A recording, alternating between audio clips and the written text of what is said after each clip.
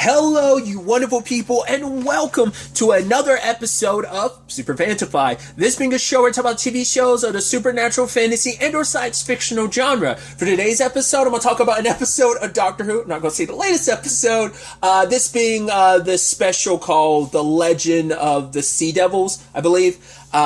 Great special. A lot of really interesting things went down in this episode, so let's break it down. I know I'm getting to this super late, but every time I kept trying to watch this, it just wasn't available at the time for whatever reason. Like, I had it recorded on a DVR, ended up getting deleted. It's a whole thing. Obviously, the newest special, Jodie Whittaker's last episode, which we'll get to that later when we actually talk about the actual episode, because I haven't watched it, or I'm getting to this because I hadn't seen it yet. So luckily, I made sure to record it, and I was able to watch it. So jumping into it, I really like this a lot because it just got this very like swashbuckling thing. It's got this very like Pirates of the Caribbean like kind of aesthetic and feel to it, out at sea, not doing the whole real like pirate thing, but there's also like the treasure hunting aspect of it, because there's a lady, Madam Ching, who came to get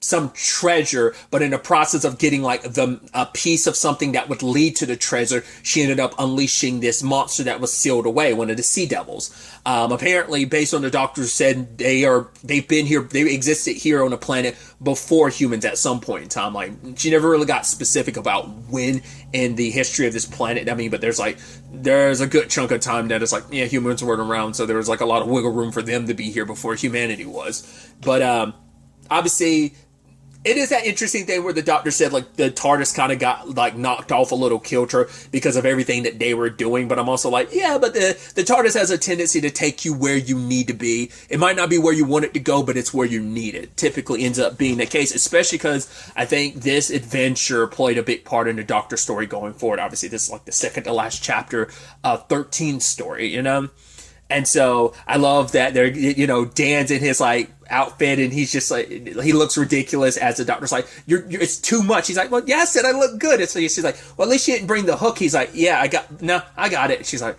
well, there, it's complete. So, but they ended up stumbling across the village, because Home Dude's village was mainly killed, right? Like, I don't know if there were any other survivors. Maybe everyone else was hidden away, but that Sea Devil killed a lot of people, including his dad, because it was kind of in their family to keep that Sea Devil sealed away, and she kind of unleashed it, not knowing what she had unleashed. But we find out later on she had her own reasons, because not only her crew, but even her two children are also kidnapped and being held for ransom. So getting this, like, famous treasure was the only way she was going to be able to pay off the ransom. So it's like, it's kind of sad, like, what ended up happening, but it's like, right, she was put into a very compromised position, and she didn't know what she was doing at the time. She's just like, this would help me find that treasure.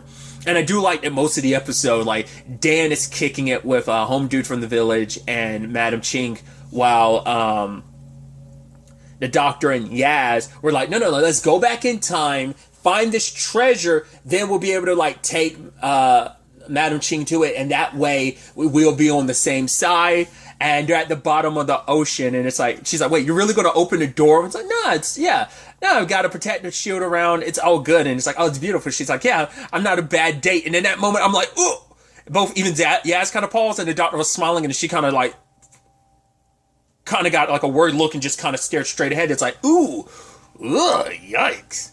And it's like, oh, and like, there was kind of no taking that back after you kind of because it's like, oh, she heard you say it, and you heard yourself say it. So I was like, well, we're kind of, once again, picking up where, like, they kind of set the stage for this. And so what I thought was interesting too is like the bottoms of because like the moment the seafloor started like cracking and they didn't fall, I'm like, what is up with that? Because at first I was like, I thought maybe the entire bottom of the seafloor was the monster itself, the like almost like giant kaiju thing that's kind of like very Kraken. I mean, it's not like the Kraken, but like in massive scale and sea monster. Like, obviously the Kraken's the first thing that comes to your mind. But once again, because it definitely gives me pirate vibes, and I also had to once again. Pirates of the Caribbean is in Kingdom Hearts 3, which I've talked about recently. I've been going through all the Kingdom Hearts games. I'm currently near the end of my replay of Kingdom Hearts 3. But, you have a small run-in with the Kraken in that game. Either way, that's why that's even fresher in my mind. I probably would naturally make a Pirates reference regardless, just because of the aesthetic and everything, the time frame and everything going on. But also even more so because I had Kingdom Hearts like super super fresh in the brain. Specifically, well, KH2 and 3 are where Pirates of the Caribbean come in, but 3 is the one where you really get to go out and see and everything. Tangents and all that aside, I did love that the guy from the son from the village and Dan ended up sneaking aboard the ship, even though he's like, yeah, I'm not supposed to wander. And then the doctor, hard cut to the doctor being like, the one rule, you don't wander off. And Yaz is like, why am I getting yelled at? He's a grown adult. I shouldn't have to keep track of him. Well, while on board, like, the son had the plan of, oh, I'm going to kill her, get revenge for my father. But Dan's like, no, I'm not going to do that. You know, it's just like, he's like, we'll find another way. We don't have to do that. And he's like, yeah, well, I forgot how I got to it. But he's like, I live to be like you, 70. And Dan keeps looking at him. He's like, 60. Dan's like, I'm 42. I'm like, okay, I love that. But they kind of inadvertently end up becoming have to be her crew. And I love that. That very this is because she's running the ship by herself, and it's like, hey, like, let us be your crew, like, of 2 people, because once again her previous crew had gotten kidnapped. So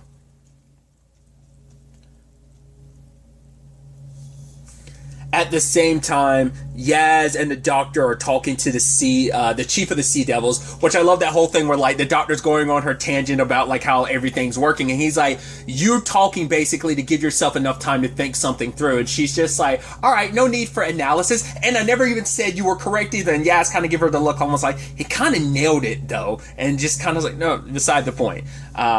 Obviously, the doctor doesn't have a plan about how to, like, get around all of this. Because when they initially went back in time, they saw this very specific Sea Devil, the chief of the Sea Devils, interacting with the captain of the ship where the treasure was supposed to be, Ji-hoon.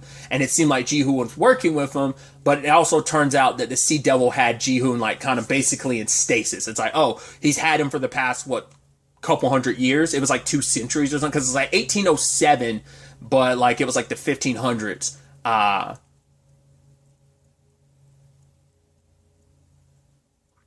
Was it even that far back?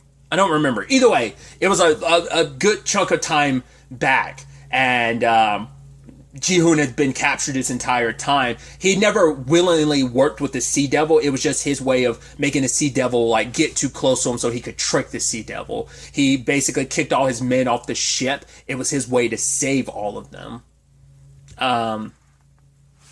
But the Sea Devil, and I thought that was so interesting because the Sea Devil's like, oh, like, for one, I'm not going to work with like a land dweller. Like, I don't like you guys, but also even more so for you, because if you're willing to betray your own men, who's to say you won't betray me? Besides, it's like, I didn't trust you from the beginning. You were just always a means to an end for me to get what I want. So I did think it was interesting that Ji-hoon's ship was taken from him, because the doctor kept being like, oh, like, where's the ship? I was under the impression, like, oh, you can't find any bit of the ship because the monster ate it. But it's like, no, the Sea Devils took it and they modified it. As the doctor says, like, oh, you really pimped that ride. It's like, do people even say that anymore? And Yaz is like, it's 1807. It's like, yeah, but still, it's like, oh, I love how, like, out of touch you can be. Once again, my favorite. Team? Gang? Fam?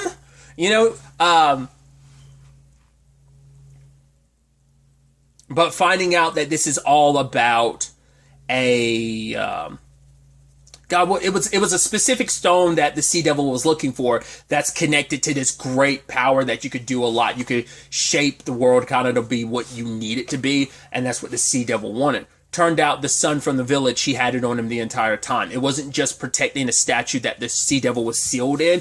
It was also about protecting that stone so it wouldn't end up in the Sea Devil's hands. And both parties having, like, rounded up their respective crews, like, came together. Ji-hoon, the doctor, and Yaz meet up with Madam Ching, the son, and Dan. And it's like, oh, hey, we're reunited. The Sea Devil has the device, so it's like, we kind of have to go. But it's like, oh, like, where's your crew? And Dan's like, oh, we're here. And it's like, oh, we're doomed. But it's like, hey, don't diss Dan.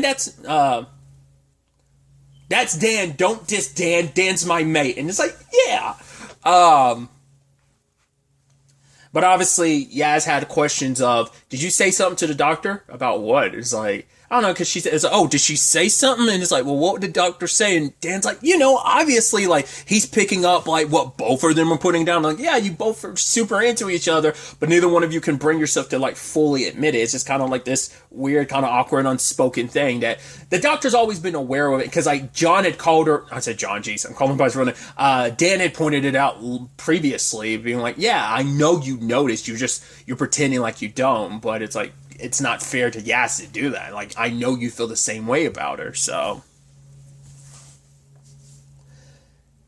Basically, the Sea Devils are in this kind of like trying to terraform the Earth to fit more what it originally was for them. Because the Doctor has said that she's met the Sea Devils of the future, but they're not as like gung-ho for fighting as much as these are. So she's like, what changed? She's like, oh, you must be like the bad apple in a bunch. You're not supposed to be indicative of all Sea Devils.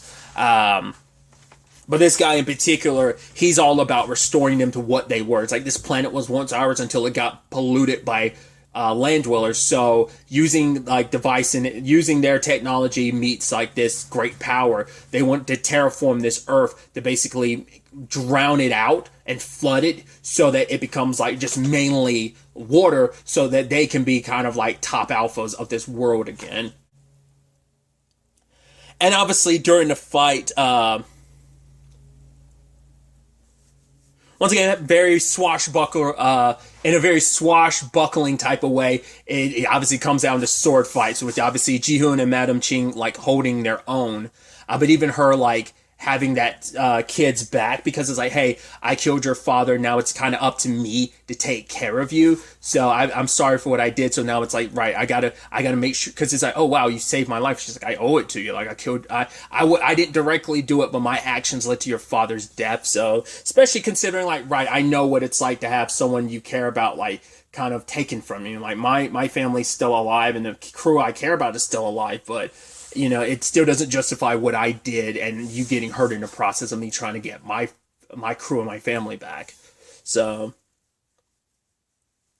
but Ji-hoon, like when he stabbed the Sea Devil, I thought like, oh yeah, like I was like, oh, he must have stabbed it enough to keep it in place, like the doctor said. But she's like, oh, no, he straight up killed him. And she's like, you didn't have to do that. He's like, this guy like threatened my entire crew, held me for like centuries, so it's like, yeah, you know, he kind of deserved to die. I mean, he is trying to like destroy the world too, but obviously the Doctor has proven time and time again that they are not the biggest fan of like killing something. Like, it has to be an absolute last resort. It's like, right, we had him, we could have, but it's like we didn't have to resort that far. But while the Doctor's trying to fix everything, she's talking to Yaz about like, right, like, you know, dating isn't something I really do. I mean, she's like, well, I have like, I mean, she's like, well, I've done it before. I mean, it hasn't been it's been a long time. And even I was like, yeah, probably the last person you dated was River. And, you know, that was literally a lifetime ago. I mean, cause we don't even know like how long in the grand scheme of things it's been since, 11, I gotta say 11, how long it's been since 13 was 12, because 12 was the last time they were in a relationship, and that was, you know, the last time they spent time with River. So I was like, yeah, that's probably, yeah, dating isn't something you're 100% used to, and it also hasn't always worked out. It's like, but you, Yaz, you are like one of the best people I know, including my wife. And it's like, you're what? I was literally thinking that, because I was like, yeah, Yaz wouldn't know about River, because Yaz knows next to nothing. Like, Yaz and the rest, like, Ryan and Graham, like, all learn tidbits about the Doctor bit by bit, but like, because that's always the interesting conversation of, when do the companions find out about the Doctor? The Doctor has a very, very long, sordid, and complicated history that the Doctor's not always the most forthcoming about their past. And this one in particular, it's like, oh, wait, you had a wife? She's like, yeah, I kind of didn't mean to bring that up, but yeah, you know, she's like, I was a different man back then. I was like, oh my God, I love that line, because it's so true. I mean, it's like, to be fair, when it came to River, you were technically 3 different men back then, because, you know, the time frame that the Doctor was with River was over the course of 3 regenerations. You know, it's like 10, 11, and 12. I feel like 11 spent the most time with River, but I could be I feel like it had to be like 11, 12, and 10. Because I feel like 10 only had 1 episode of River. You know, that was the first time they met, or rather the last time they got to meet, you know? So it is a thing of, It's because it is timey-wiminess. It's like, well, technically the doctor's a widow, but technically the doctor's not because your wife's alive out there at some point in time. But you've seen the end of her lifetime on both ends. Like, the last day she spent with you knowing who she was, and then the last day spent with her not knowing who she was back when, her and Tin first met. Yeah, it is that complicated thing, but then she brings up the fact is that it can't, like, she would, if she could, like, Yaz is well worth it. She's like, I would love to date you, but I can't. And it's like, wait, why not? It's like, because there's just because like always time runs out, and you're like, that is the most heartbreaking line because it's so true. I mean, especially when the life that the doctor leads, the doctor being who they are, like a Time Lord in particular, but specifically the doctor, it's like, especially with her own sordid, complicated past that she's now still like discovering and coming to terms with, you add in the fact is that it's like, right, none of her relationships, anyone that she's ever gotten close to, even the friendships, but even the more intimate relationships have never lasted. They've always kind of, time always catches up. There's no, even for a Time Lord in a time box like a TARDIS, you can't run forever because time still managed to finds a way to catch up to you. There's also, like, kind of, like, pulling away from that serious moment a little bit. There was also this moment where Dan was like, oh, yeah, like, he was referencing something. He's like, yeah, I got my phone and stuff. And Madam Ching is like, sometimes I don't understand, like, some of the stuff you say. And he's like, you're not the first one to tell me that. I'm like, at first I was like, is that supposed to be an inside joke?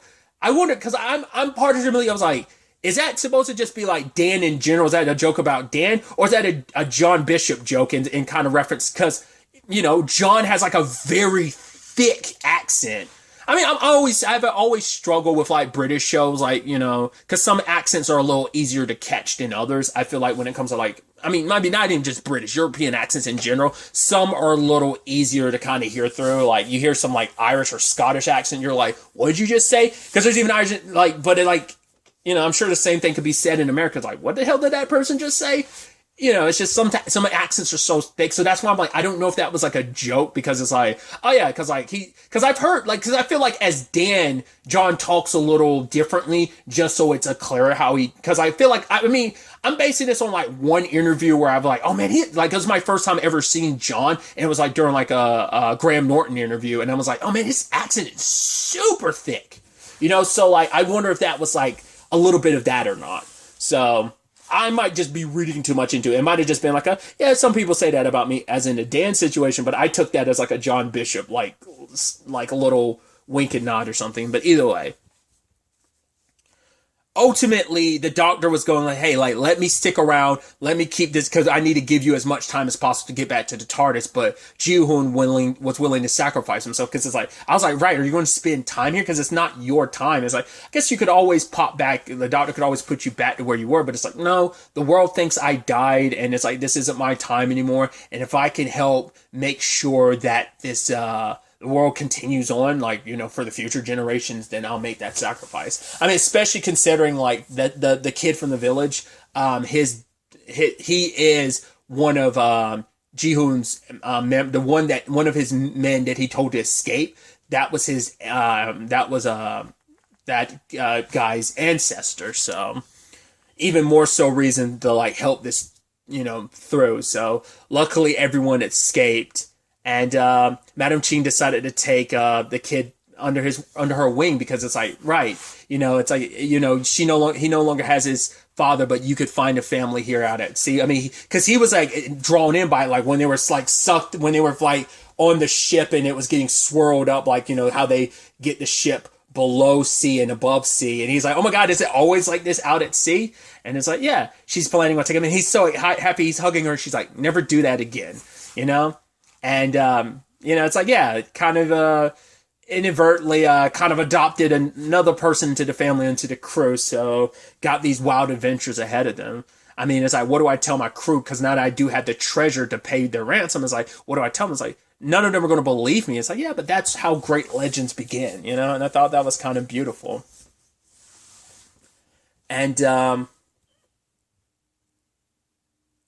it's like, right, like, who are you? It's just like, oh, we're just people seeking adventure who tend to find it, and just looking for that next adventure. And they leave. Well, Dan ends up talking to Di because he was going to leave her like a voicemail, but she ended up picking. Oh, she was like, no, actually called him and was like, hey, I was just thinking about you. So it's like as things are happening between Yaz and the doctor, now Dan and Di. So you're like, okay, just like next, like whenever you kind of manage to find your way like on her side of place.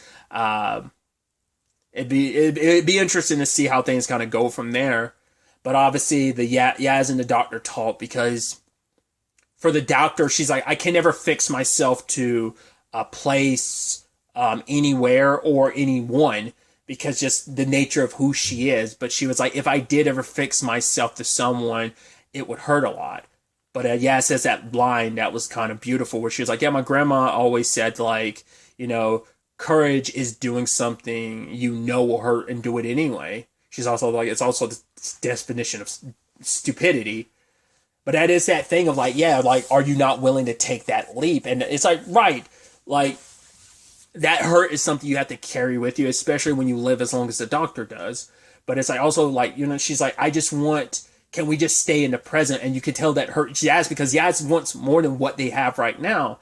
And even the doctor like skipping the rock, wishing. She's like, no, like where I'm from, you say your wish out loud. She's like, I wish this could go on forever. And you're like, that line cuts so deep. I mean, even more so because like obviously once again, even before this, I would have known like obviously like these were the last episodes of Jodie Whittaker as a doctor. But even more so, it's like because it can't. Not even just because of what's coming up, not just because this is the end of her story, but it's also like it never lasts forever with the doctors. None of them. Like, it always comes to that moment where and I get that's any story in general. You always have to say goodbye to, because the doctor continues on, but the doctor is literally it's like a different person every time. Like, it's not just the actor, the character themselves is a very different person. It's like, yeah, I have my memories and yeah, I carry a lot of the core aspects, but I'm essentially a different person every time. So saying goodbye to this version of me, and what it means with her and Yaz. And I didn't realize this. I'll talk about it more when I get to the special, but I didn't know.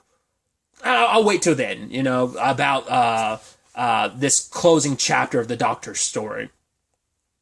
But like I said, I just thought this was kind of like just a fun, like I said, swashbuckling adventure that I really enjoyed. Once again, I'm kind of bummed I got to it so late, but it's like, hey, I don't have to wait so long for the next part because it's already out and recorded. But like I said, I'm going to watch it after this. But like I said, just some swashbuckling fun, but also a lot of like sad and just kind of not darker, but more serious elements, especially about relationships and time and having to say goodbye and nothing lasting forever, That's why I was also saying like, yeah, this is a part of the journey the doctor needed to take because it's this, it's not always where you want to go. It's where you need to go sometimes to help you along in your journey. Not only just to help people, but it also helps you in the long run because of what's next, I guess, I guess every experience along the way prepares you for where your journey is going to take you after the fact. So I'm excited to see where the next special takes us. Obviously, once again, Jodie Whittaker's farewell. I'm interested to see the story because I hadn't seen this yet.